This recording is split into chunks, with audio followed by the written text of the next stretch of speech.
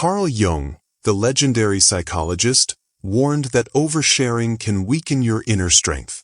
In fact, he believed some parts of your mind should remain private, not out of secrecy, but for true self-discovery and power. Jung's work revealed that the human psyche is layered, with the persona we show the world, the shadow we hide, and the deeper self we strive to become. But in a world that demands constant sharing, his wisdom reminds us, not every thought, fear, or dream should be spoken aloud. Some things lose their power when exposed too soon, and others can be misunderstood or even used against us. So today, we'll explore the 5 things Carl Jung would urge you to keep to yourself, not out of fear, but to protect your growth, energy, and authenticity. Number 1. Your deepest fears and anxieties. Carl Jung understood that our deepest fears and anxieties are not merely passing thoughts. They are gateways to the unconscious, revealing hidden wounds and unresolved conflicts.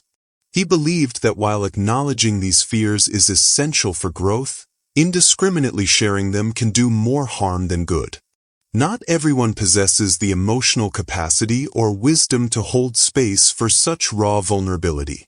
In fact, many people, even with good intentions, may unconsciously project their own fears onto you, distorting your experience rather than helping you process it. Worse, some may use your openness against you, either through subtle manipulation or by reinforcing your anxieties with their own unresolved biases. Jung's concept of the shadow reminds us that what we suppress or fear in ourselves often gets mirrored back to us through others, so exposing your deepest worries to the wrong person can amplify them rather than bring relief. There's also a psychological risk in oversharing fears before fully understanding them yourself. When we repeatedly voice our anxieties without reflection, we risk solidifying them as permanent narratives in our minds. Jung warned against this kind of unconscious reinforcement. Speaking compulsively about fears can trap us in cycles of negativity instead of leading to genuine healing. This doesn't mean you should bury your emotions, but rather that you must approach them with intention. Not every fear needs an audience. Some require silent introspection before they can be transformed. The modern habit of treating vulnerability as a public performance often misses this crucial nuance. True emotional courage isn't about confession for its own sake. It's about discerning when speaking serves growth and when silence does. So how do we process these fears without falling into the traps of repression or overexposure? Jung's answer lies in inner work. Journaling, for instance, allows you to externalize anxieties without handing them to someone unequipped to handle them. The act of writing creates a sacred container where fears can be examined objectively, separated from the ego's distortions. Therapy, particularly approaches rooted in Jungian analysis, offers another structured way to explore fears with guidance. Unlike casual sharing, therapy ensures that vulnerabilities are met with insight rather than projection. Creative expression, too, is a powerful tool. Painting, music, or movement can transmute fear into something tangible yet symbolic, bypassing the limitations of language. Jung himself relied on active imagination, a dialogue with the unconscious, to confront and integrate his own inner turmoil. The key is to honor your fears without giving them away prematurely. Not everything must be spoken to be healed. Sometimes, the most profound transformations happen in the quiet space between your mind and soul, far from the opinions and judgments of others. This isn't about isolation, but about protecting the sanctity of your inner world until you've fortified yourself enough to share wisely. Jung's wisdom suggests that some truths are so delicate that exposing them too soon can fracture their meaning. Your fears, when tended to in private first, can become sources of strength rather than wounds left open to the outside world. The difference lies in timing, discernment, and the recognition that not all sharing is healing. Sometimes, the bravest thing you can do is to let your vulnerabilities breathe in silence until they're ready to be heard. Number 2, your unprocessed trauma. Carl Jung approached trauma not as something to be simply confessed or purged through raw exposure, but as a profound psychological material that must be carefully integrated into the fabric of the self. He understood that trauma, when left unprocessed, operates like a splinter lodged in the unconscious, festering, influencing behaviors, and distorting perceptions in ways we often don't recognize. But Jung also warned against the impulsive urge to share these wounds indiscriminately. Unlike the modern therapeutic trend that sometimes equates healing with constant vocalization, Jungian psychology suggests that prematurely exposing trauma, especially to those who lack the capacity to hold it, can re-traumatize the psyche. When we relay painful memories before we've fully grasped their meaning, we risk reliving the pain rather than resolving it. Worse, in the wrong environment, sharing trauma can invite manipulation or even re-traumatization by others who may exploit vulnerability, consciously or unconsciously. The act of sharing, then, must be deliberate, not reflexive. There's a crucial difference between integrating trauma and merely repeating it. Jung observed that when we recount traumatic experiences without proper processing, we often remain stuck in the role of the victim, reinforcing neural pathways that keep us tethered to the past. This is why traditional talk therapy, when done haphazardly, can sometimes do more harm than good. It risks turning pain into a performative narrative rather than a transformative one. The unconscious mind doesn't distinguish between past and present when trauma is reactivated. Each retelling can flood the body with stress hormones as if the event were happening anew. This is why Jung advocated for methods that allow trauma to be metabolized slowly, symbolically, and in a contained space. Blindly venting trauma to friends, social media, or even untrained listeners can leave the wound exposed without providing the tools for true healing. So how do we engage with trauma in a way that leads to integration rather than repetition? Jung's answer lies in structured, symbolic processing. Therapy, particularly modalities like Jungian analysis, somatic experiencing, or EMDR, provides a container where trauma can be unpacked without re-traumatization. Unlike casual sharing, these approaches guide the psyche toward resolution rather than cyclical suffering. Art and creative expression offer another pathway. Through painting, writing, or movement, trauma can be externalized in a form that the conscious mind can observe and reinterpret, rather than simply relive. Jung's own technique of active imagination, a dialogue between the conscious ego and unconscious imagery, allows traumatic material to surface in a way that the psyche can safely engage with it. Meditation and mindfulness, too, create the inner stillness necessary to observe traumatic memories without being overwhelmed by them. The key is to approach trauma with reverence for its depth, not as something to be hastily excavated and displayed, but as a shadow that must be gradually brought into the light with care. This isn't to say trauma should be buried or silenced, only that its unveiling must be intentional. Jung's work reminds us that healing isn't just about releasing pain, it's about reclaiming the parts of ourselves that pain has fractured. True integration means recognizing that trauma isn't just a story to be told, but an energy to be transformed. When we rush to share it before we've done the inner work, we risk giving away our power. But when we tend to it in the sacred space of our own awareness first, we open the door to a deeper kind of healing, one that doesn't just recount the wound, but alchemizes it into wisdom. Number 3. Your spiritual or transformational experiences. Carl Jung recognized that spiritual and transformational experiences occupy a sacred space within the human psyche, one that defies simple explanation. He famously cautioned against the impulse to immediately translate these profound encounters into language, noting that the most numinous experiences lose their magic when verbalized. There is something inherently ineffable about moments of awakening, synchronicity, or mystical connection, an energy that exists beyond the limitations of words. When we attempt to force these experiences into the confines of ordinary speech, we inevitably diminish their power, like trying to capture lightning in a jar. The act of labeling and dissecting them can strip away their mystery, reducing what was once a transcendent revelation to mere anecdote. Jung understood that the unconscious communicates in symbols, not straightforward narratives, and spiritual experiences are no exception. They arrive as living truths, not as bullet points to be shared casually. Another risk of sharing these experiences prematurely lies in the reactions of others. Genuine spiritual awakenings often disrupt conventional ways of thinking, and not everyone is prepared or willing to engage with them meaningfully.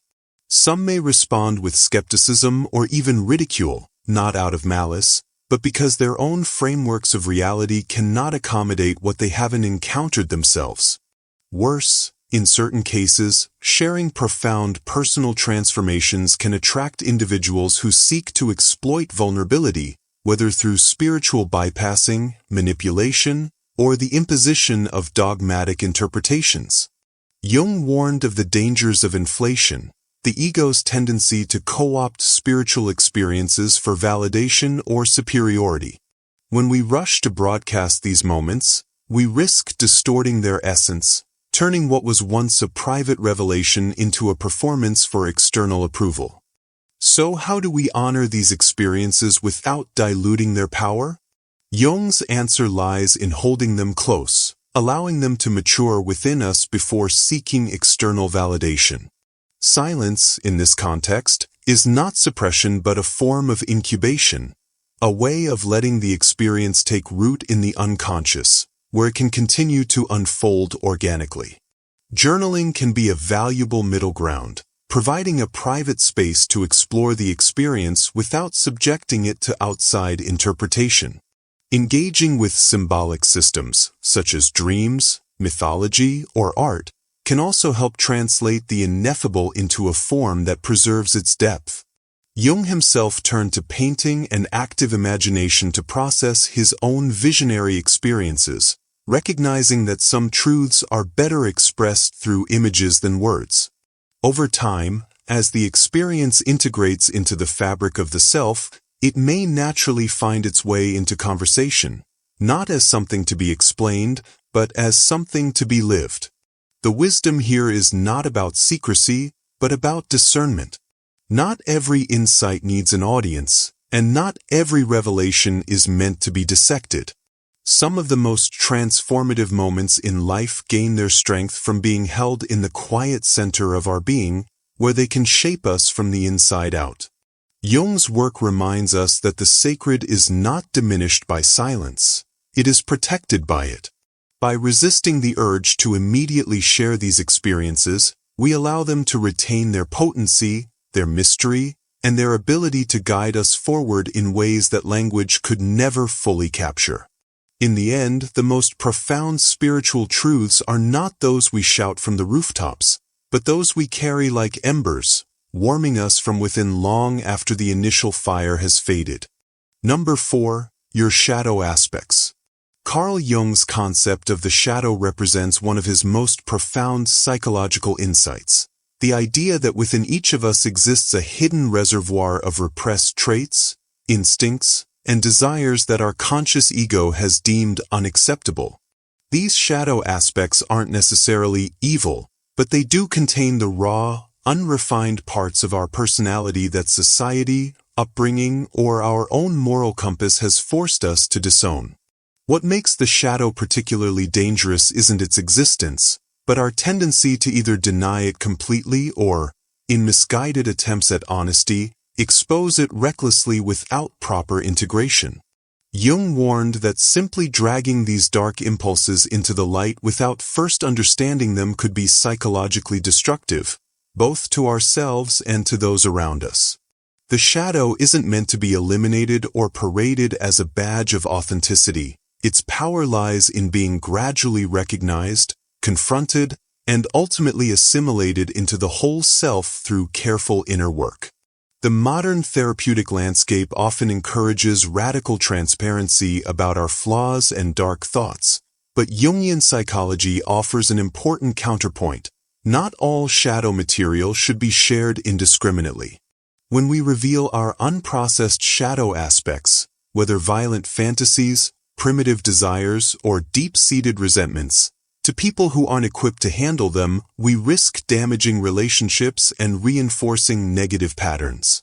Consider how confessing uncontrolled jealousy to a partner might create insecurity rather than intimacy, or how admitting cruel thoughts to friends could alter their perception of you in ways that aren't constructive.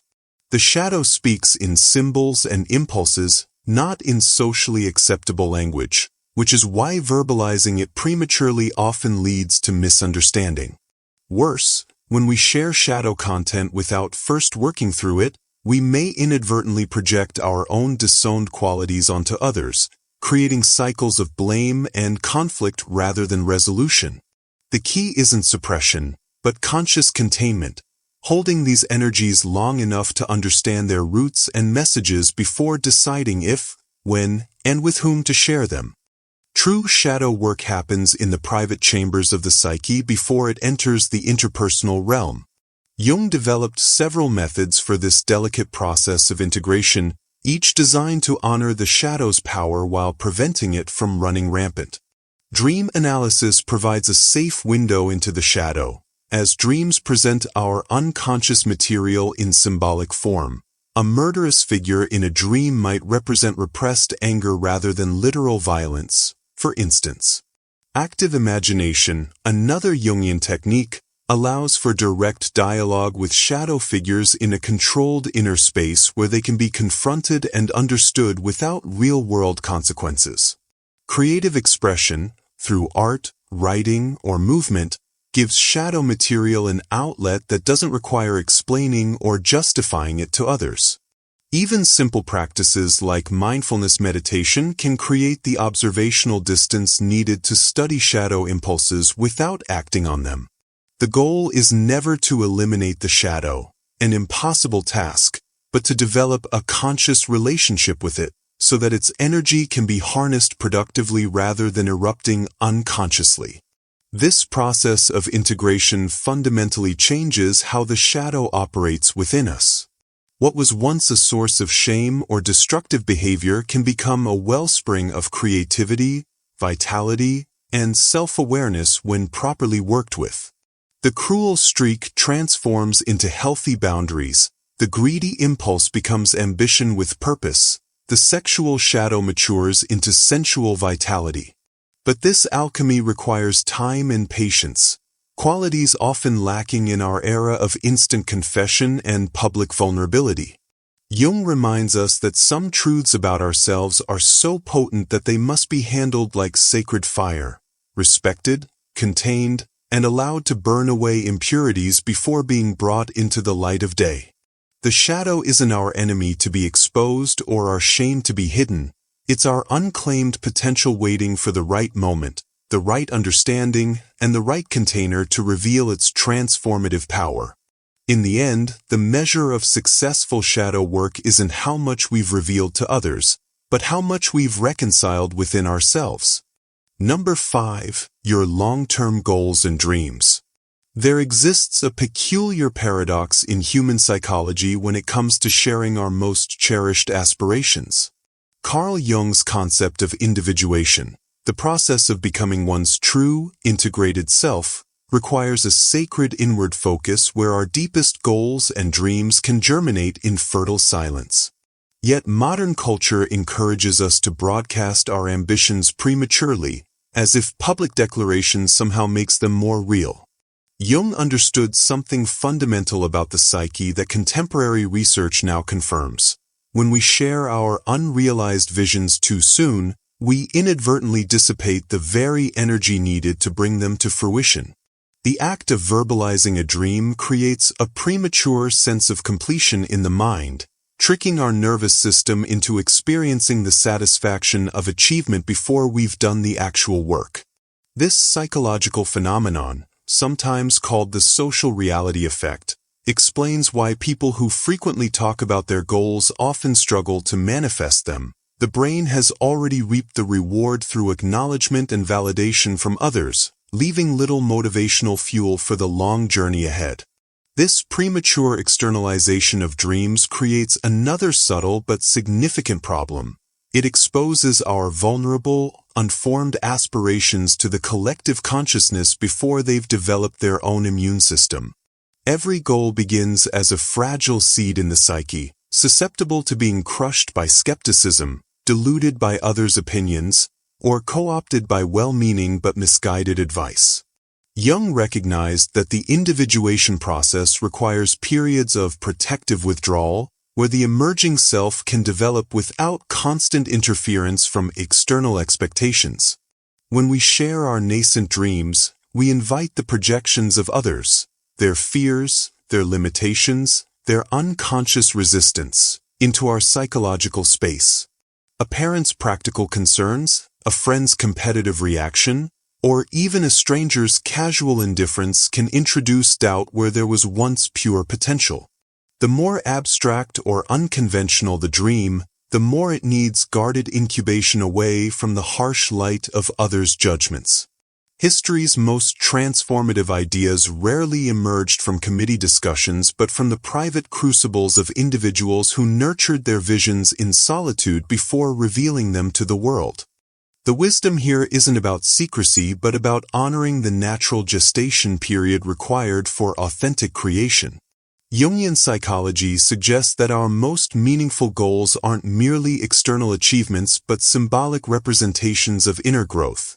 And like all living things, they need time to take root before facing the elements. Practical alternatives exist between complete secrecy and reckless sharing. Journaling allows the clarification of intentions without external interference. Creating vision boards or symbolic representations maintains focus without verbal explanation. Discussing dreams only with carefully chosen mentors who understand the delicate nature of incubation. There's profound power in allowing a dream to mature to the point where it begins manifesting in reality before being subjected to outside scrutiny. By then, it has developed its own substance and resilience. The ancient alchemists, whom Jung studied extensively, understood this principle well. Their transformative work always began in sealed vessels, protected from contamination until the process reached completion. Our psychological and creative processes are no different. When we resist the modern compulsion to immediately share every aspiration, we honor the sacred timeline by which true potential unfolds, not according to social media's instant gratification, but according to the patient rhythm of authentic becoming. The fulfillment of our deepest goals ultimately depends less on who knows about them and more on who we become in pursuing them. Jung's work reminds us that individuation is an inner revolution before it's an outer achievement. By maintaining a disciplined silence around our developing visions, we protect their magic while building the internal architecture necessary to sustain them. The world will know our dreams soon enough, when they've grown strong enough to walk on their own, when they've moved from fantasy to tangible reality, when our private conviction has matured into unshakable knowing. Until then, there's immeasurable power in the sacred space between intention and manifestation, where the most authentic versions of our future selves are quietly being formed. Carl Jung's profound insights reveal a counterintuitive truth about personal growth. Sometimes, what we withhold defines us more than what we express. Throughout our exploration, we've uncovered 5 sacred aspects of our inner world that often flourish in careful silence. Our deepest fears, which need introspection before exposure, our unprocessed trauma, requiring integration rather than just narration, our spiritual experiences, whose magic thrives in the ineffable, our shadow aspects, demanding private reconciliation before interpersonal revelation, and our long-term dreams, which gain strength through silent cultivation. These aren't merely topics to avoid in conversation. They represent the raw materials of transformation that lose their alchemical power when handled carelessly. Jung reminds us that the path to wholeness isn't about total transparency, but about discerning what needs sharing, what needs processing, and what needs to remain protected in the sanctum of our evolving selves. There's a timeless wisdom in Jung's assertion that The privilege of a lifetime is to become who you truly are. This becoming isn't a public performance, but a sacred dialogue between our conscious and unconscious realms. Each of these 5 protected aspects forms a crucial thread in the tapestry of individuation, that gradual unfolding of our most authentic nature.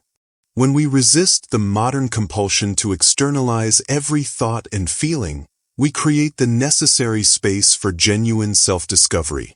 The boundaries we've discussed aren't walls of isolation, but membranes that allow for selective permeability, knowing when to let the world in and when to nurture our inner world in holy solitude.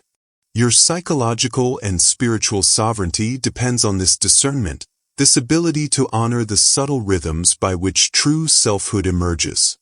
As we close this exploration of Jungian wisdom, consider this an invitation to reflect on your own relationship with these 5 protected realms. Which of these resonated most deeply with your experience? Where have you witnessed the power of silence in your own transformation? Share your thoughts below, not as confession, but as conscious participation in this ongoing conversation about the art of becoming. If these insights have illuminated new pathways for your journey, consider subscribing for more explorations at the intersection of psychology, wisdom traditions, and authentic self-development. Remember, the most profound revolutions often begin in silence, and the most enduring transformations emerge not from what we proclaim to the world, but from what we first whisper to ourselves. Your journey toward wholeness deserves this thoughtful protection. May you walk its path with both courage and discernment.